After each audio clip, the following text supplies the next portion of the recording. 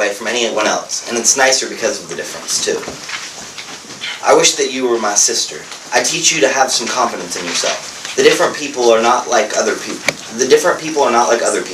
But being different is nothing to be ashamed of, because other people are not such wonderful people. They're 100 times 1,000. You're 1 times 1. They walk all over the earth, you just stay here.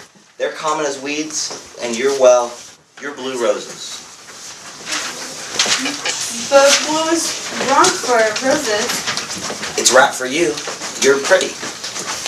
In what respect am I pretty? In all respects, believe me. Your eyes, your hair are pretty. Your hands are pretty.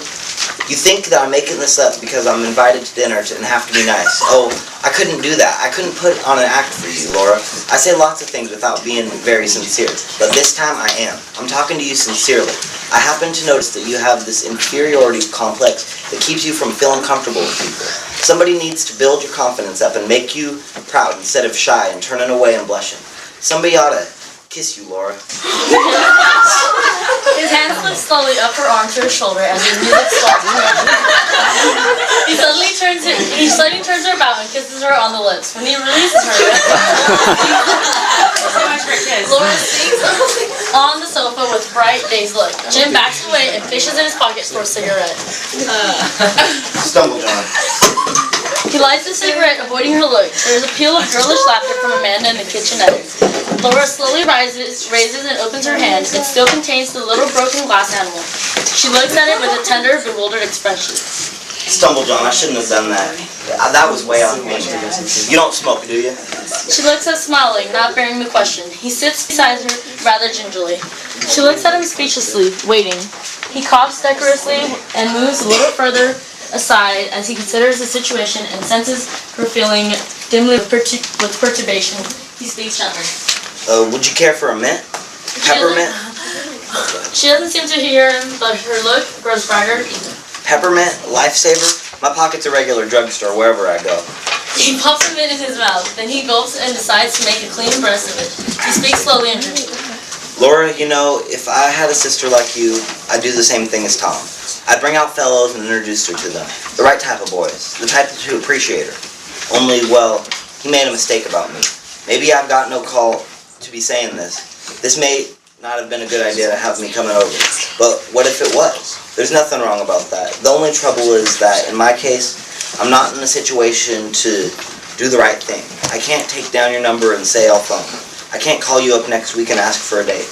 I thought I had better explain the situation in case you misunderstood it and I hurt your feelings. There's a pause. Slowly, very slowly, Laura's look changes. Her eyes returning slowly from his to the glass figure in his palm. Amanda utters another gay laugh in the kitchenette. You won't call again? No, Laura, I can't. As I was just explaining, I've got some strings on me, Laura. I've been going steady. I go out all the time with this girl named Betty. She's a home girl like you, and Catholic and Irish, and is great in many ways. We get along fine. I met her last summer on a moonlight boat trip up the river to Alton on the Majestic. Well, right away from the start, it was love. Being in love has made me a new man of me. Leaning stiffly forward, clutching the arm of the sofa, Laura struggles visibly with her storm. But Jim is oblivious. She is a long way off. The power of love is really pretty tremendous. Love is something that changes the whole world, Laura. The storm abates a little and Laura leans back. He notices her again. It happened that Betty's aunt took sick. She got a wire and had to go to Centralia. So Tom, when he asked me to dinner, I naturally accepted the invitation, not knowing that I'm stumbled, John. He flops back on the sofa. The holy candles on the altar.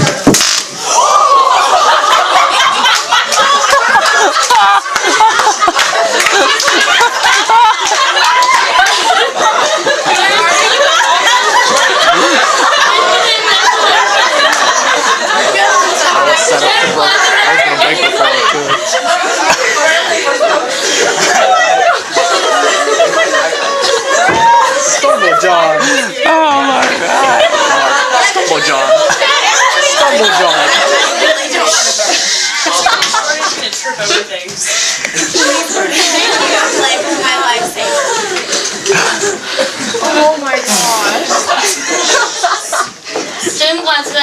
affectionately. I wish that you would say something.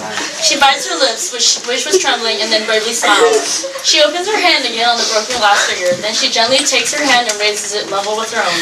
She carefully places the unicorn in the palm of her hand, then pushes his finger close upon it. What are you doing that for? You want me to have him? She nods. For what? For a souvenir. She rises unsteadily and crouches behind the Victrola to wind it up. At this moment, Amanda rushes brightly back into the living room. She bears a pitcher of fruit punch in an old-fashioned cut glass pitcher and a plate of macaroons. The plate has a gold border and poppies painted on it. Wow, wow, wow. Isn't the air delightful after the shower? I made you children a little liquid refreshment. She turns gaily to Jim. Jim, do you know that song about lemonade? Lemonade, lemonade, made in the shade and stirred with a spade. Good enough for any old maid. No, I've never heard it. Why, Laura, you look so serious. We're having a serious conversation. Good, now you're better acquainted. Yes. You modern young people are much more serious-minded than my generation. I was so gay as a girl. You haven't changed, Miss Winkler. Tonight I'm rejuvenated. The gaiety of the occasion, Mr. O'Connor. She tosses her hand with a peal of laughter, spilling some lemonade. Ooh, I'm baptizing myself. Here, let me... Setting the pitcher down. There now, I discovered we had some maraschino cherries. I dumped them in juice and all. You shouldn't have gone to all that trouble, Miss Wingfield. Trouble? Trouble? Why, it was loads of fun. Didn't you hear me cutting up in the kitchen? I bet your ears were burning. I told Jim how outdone with him I was for keeping you to himself so long a time. He should have brought you over much, much sooner. Well, now that you found your way, I want you to be a very frequent caller. Not just occasional, but all the time. Oh, we're going to have a lot of gay times together. I see them coming. Just breathe that air. So fresh and the moon's so pretty. I'll skip back out. I know where my place is when young folks are having a serious conversation. Oh, don't go out, Miss Wingfield. The fact of the matter is, I've got to be going. Going now? You're joking, why? It's only the shank of the evening, Mr. O'Connor. Well, you know how it is. You mean you're a young working man and have to keep working men's hours?